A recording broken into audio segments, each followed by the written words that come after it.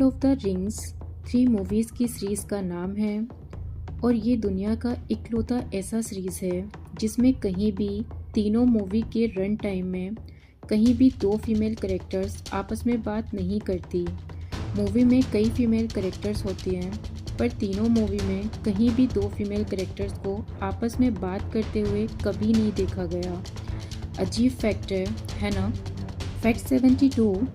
आप बाय तो बोलते ही होंगे जब आप किसी से दूर जाते हैं, पर क्या आपको पता है कि बाय का फुल फॉर्म क्या होता है? Bye bye. बाय का फुल फॉर्म होता है be with you every time. बहुत ही इमोशनल लाइन है, be with you every time. मतलब मैं अभी जा रहा हूँ पर मैं हमेशा तुम्हारे दिल के करीब रहूँगा, जल्दी वापस आऊँगा, be with you every time, bye bye. अब बाय बाय के बदले be with you every time, be with you every time बोलना। फैक्ट 73। वॉशिंगटन यूनिवर्सिटी के एक स्टडी के हिसाब से अगर आप किसी चूहे को गुदगुदी करते हो तब उसे एक्चुअल में मज़ा आता है। हाई फ्रीक्वेंसी रिकॉर्ड्स में ये पता चला कि रेड को गुदगुदी करते समय एक लाफिंग साउंड निकलता है। वही लाफिंग साउंड जो तब निकलता है जब वो किसी रेड के साथ खेलता है। जानवरों की भी अपनी लाइफ होती है ना, अपनी फीलिंग्स होती है। अमेजिंग। 74। यूके में एक कैट जिसका नाम है आर्टफुल डॉडजर और ये खुद टाइम पर बस पकड़ती है और 16 किलोमीटर डेली ट्रेवल करती है बस में। और ड्राइवर के साथ उसकी दोस्ती सी हो चुकी है। इसने ड्राइवर डेली उसके लिए खाना भी लाता है और एक सीट भी उसके लिए बुक रहता है। और जहाँ केट को उतरना है वहाँ ड्राइवर बस को रोक भी देता है ताकि केट उतर पाए और अगले दिन ठीक वही टाइम पर केट फिर से चढ़ती है। ऑसम इंटेलिजेंट केट है ना। फैक्ट 75। ऐसी घटना तो कई बार आपने ज़रूर सुनी होगी जिसमें दिखने में तो लगता है कि ये नॉन वेनोमस स्नेक है, यानी बिना जहर वाला सांप, पर बाद में पता चलता है कि इसमें तो जहर था। ये इसलिए होता है क्योंकि कुछ female non venomous snake pregnancy दौरान कुछ जहरीले फ्रॉग्स भी खा लेती हैं और उस जहर को अपने बच्चों के पास भी कर देती हैं। तो जब उस नॉन वेनेमस स्नेक से बच्चे जन्म लेते हैं तो वो वेनेमस बन के जन्म लेते हैं।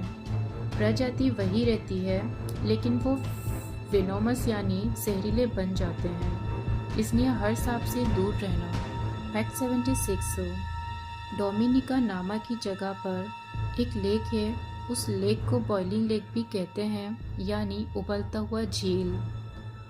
और ये इतना गर्म है कि उसके सेंटर का तापमान आज तक वैज्ञानिक नहीं डिस्कवर कर पाए।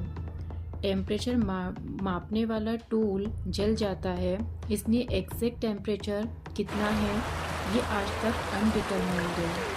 सतह पर तो टेम्परेचर है 91 डिग्री सेल्सियस, तो ना जाने सेंटर में अंदर में टेम्परेचर कितना ज़्यादा होगा।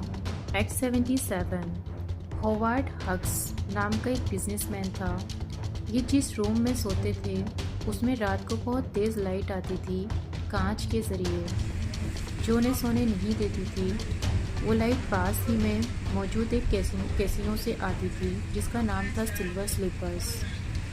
उन्होंने उसके मालिक से रिक्वेस्ट की कि तुम इस बोर्ड को दूसरी साइड कर दो या फिर थोड़ा सा टिल्ट कर दो ताकि मेरे रूम में लाइट नहीं पहुंचे। तो नहीं मानने पर आपने स्वाग दिखाते हुए इन्हों का पूरा कैसीनो ही खरीद लिया और कैसीनो को कहीं और ट्रांसफ़र कर दिया। इसे कहते हैं रियल लाइफ का टोनी स्टार्क। फैक्ट 78। लोग जेल से निकलने के लिए नई नई ट्रिक्स आजमाते हैं जो कि अक्सर लोगों के दिमाग को चकरा देती है। कुछ ऐसा ही ब्राज़ील के एक गैंग लीडर ने जेल के अंदर भी किया जो रेड कुमार नाम के गैंग का लीडर है। ये ग्रुप बहुत ही ज़्यादा आसपास के देशों को ड्रग्स सप्लाई करता था।